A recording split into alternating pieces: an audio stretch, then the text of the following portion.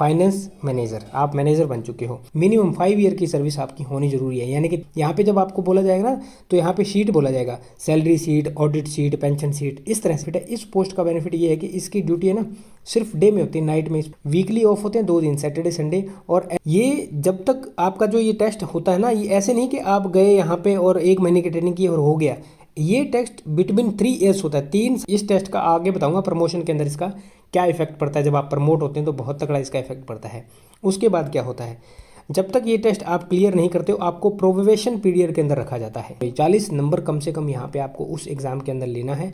उस एग्जाम के अंदर 3 सब्जेक्ट या 3 टेस्ट मान लीजिए, कुछ इस तरह का रहता है। नमस्कार दोस्तों, रेलवे की तरफ से आरआरबी एनटीपीसी की भर्तियां करवाई जा रही है। इस भर्ती के अंदर हमने ये जाना था चीफ कमर्शियल कम टिकट सुपरवाइजर के बारे में, इसकी वर्क प्रोफाइल और ये चीज़ें जानी थी।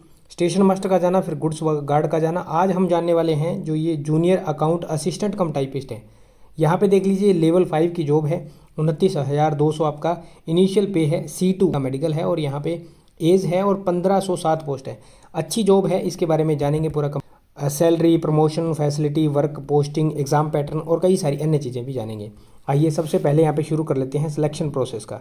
रेलवे के अंदर डिपार्टमेंटली वैकेंसी होती है, उनके अंदर तो यहाँ पे होता ही है। उसके अंदर क्या होता है, GDC और LDC जो एग्ज़ाम होते हैं, और जो CG ग्राउंड यानी कि कंपनसेशन ग्राउंड होता है, उसके तौर पे तो इसकी भर्ती होती है।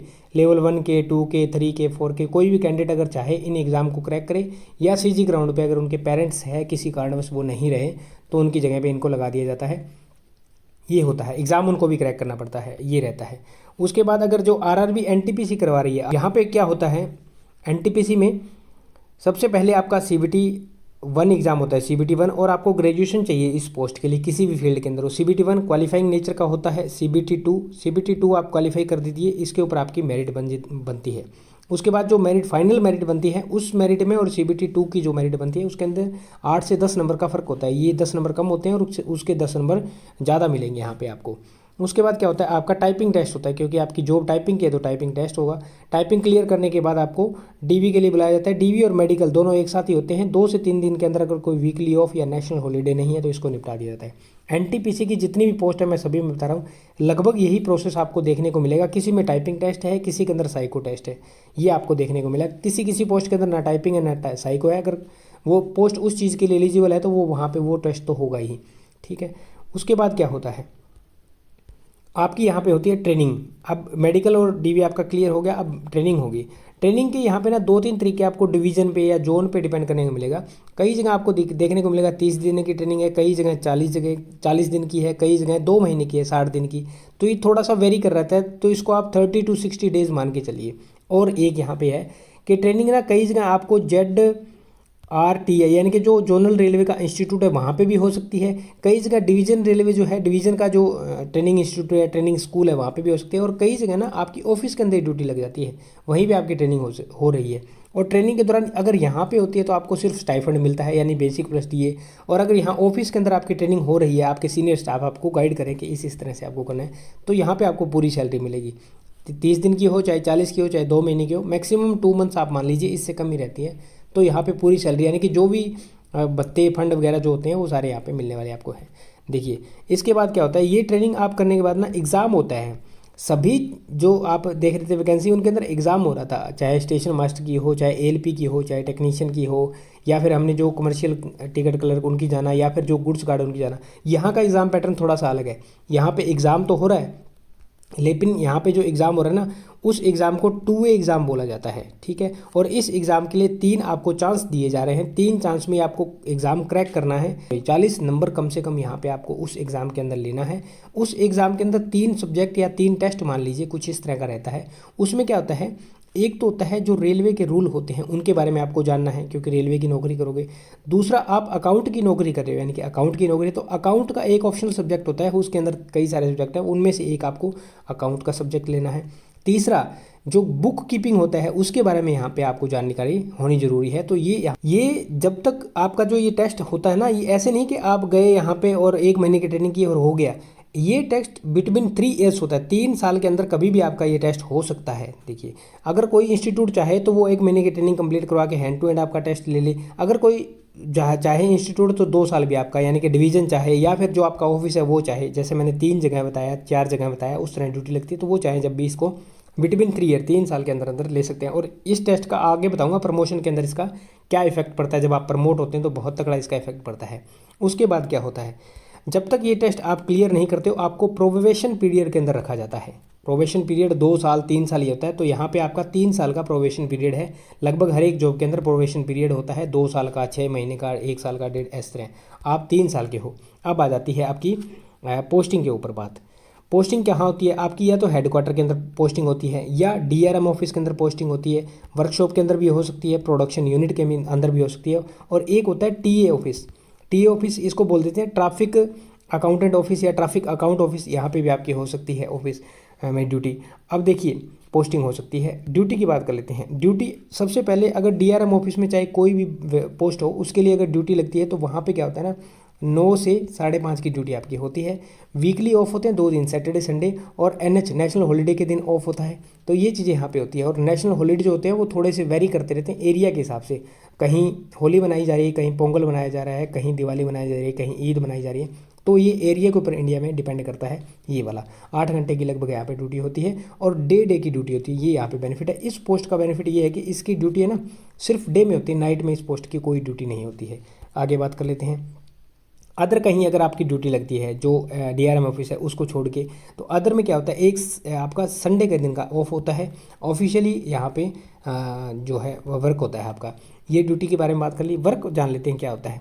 वर्क देखिए आपका ऑफिशियल वर्क भी हो सकता है, चेयर के ऊपर बैठने का काम भी हो सकता है, सैलरी को मेंटेन करने का भी आपका काम हो सकता है, ऑडिट पे भी आपको जाना पड़ सकता है, पेंशन जो कर्मचारी पेंशन वाले हैं उनका पेंशन मेंटेन करने का भी काम हो सकता है, यानी कि पेंशन शीट भी आपको मिल सकती है। यहाँ पे जब आपको बोला जाएगा ना तो यहाँ पे शीट बोला जाएगा, salary sheet, audit sheet, pension sheet, इस तरह से होता है, आपकी शीट बोली जाएगी वहाँ पे। और ये शीट है ना आपकी थोड़े थोड़े टाइम 2 से 3 साल बाद ये सीट चेंज भी होती रहती है। जैसे बैंक के अंदर आपने देखा है बैंक के कर्मचारी को 3 से 4 साल बाद चेंज कर दिया जाता है, उसी तरह से आपकी सीट चेंज हो जाएगी। ऐसे नहीं कि आपको कहीं 500-600 किलोमीटर दूर, नहीं, सीट ही चेंज होती है, ज़्यादा डिस्टेंस नहीं होता है। तो इस तरह से ये होता है।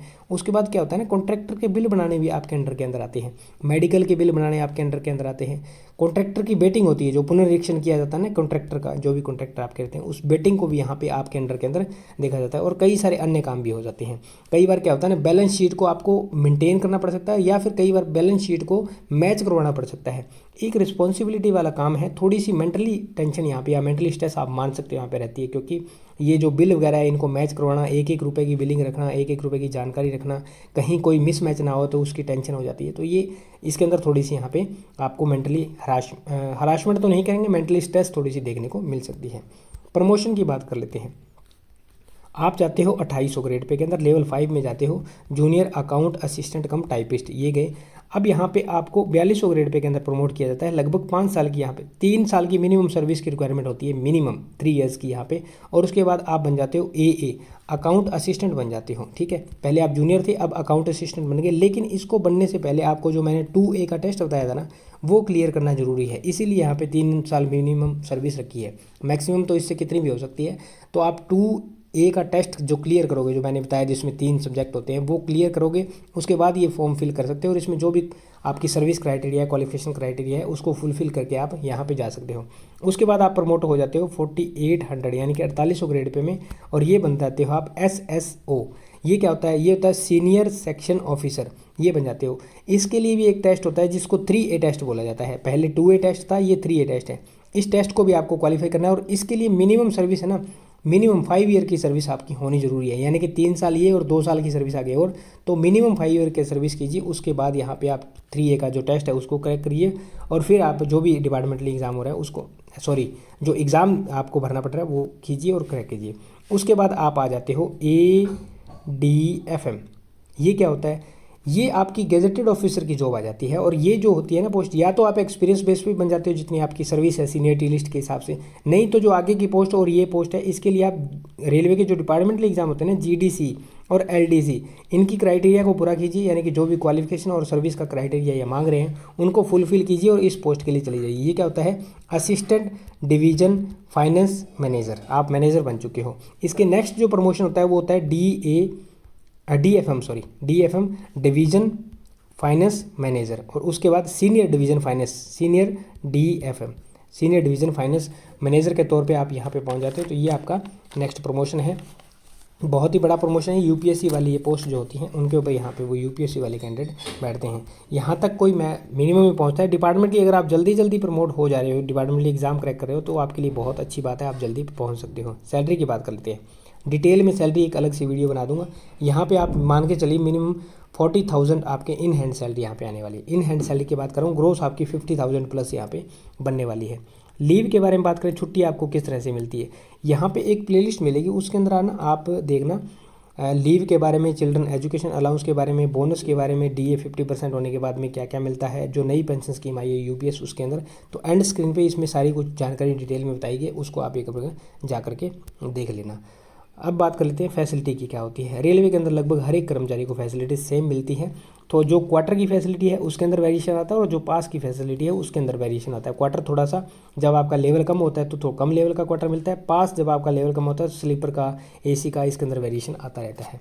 और फैसिलिटी सेम होती है हॉस्पिटल की, ग्राउंड की, पास की, पीटीओ की, और चिल्ड्रन एजुकेशन अलाउंस की, क्वार्टर की, और पास आपके बच्चों के लिए ड्रेस अलाउंस, दिवाली बोनस और चिल्ड्रन एजुकेशन अलाउंस, इनके बारे में हमने बात कर ली। ये वाली फैसिलिटी होती है। अब इस जॉब की एडवांटेज और डिसएडवांटेज के बारे में बात कर लेते हैं। और सबसे एक इम्पॉर्टेंट बात बता दूं, फीमेल के लिए ये जॉब बहुत अच्छी है। अगर किसी को पैसे की ज़्यादा ज़रूरत है तो आप लेवल 5 के अंदर गुड्स ट्रेन मैनेजर के अंदर जा सकते हैं। अदरवाइज़ लेवल 5 की जॉब ये भी है, तो सिटिंग जॉब है, बहुत अच्छी जॉब है यहाँ पे, तो इसके अंदर आप जा सकते हैं। फीमेल के लिए बहुत अच्छी जॉब है। एडवांटेज क्या है, रिस्पेक्टफुल जॉब है, अच्छी जॉब है आपकी। और इसके अंदर क्या है, वाइट कॉलर जॉब आप इसको कह सकते हैं, फीमेल के लिए बहुत अच्छी है।